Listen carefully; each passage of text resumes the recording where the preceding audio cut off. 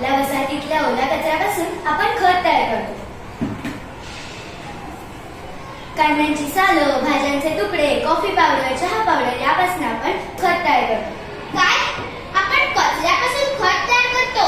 अच्छा, म्हणूनच तर आपण सुका कचरा आणि ओला कचरा वेगळा वेगळा ठेवतो. हो, आपल्या वसाहतीमधला ओला कचरा आणि सुका कचरा आपण वेगवेगळा करतो. त्यामधल्या ओल्या कचऱ्यापासून आपण खत तयार करतो आणि ते खत आपण आपल्या झाडांना घालतो. हे नुसतं खतच नाही तर सोनं आहे. बघ, आपल्या अंगणातली झाडं किती बहरलेत ते.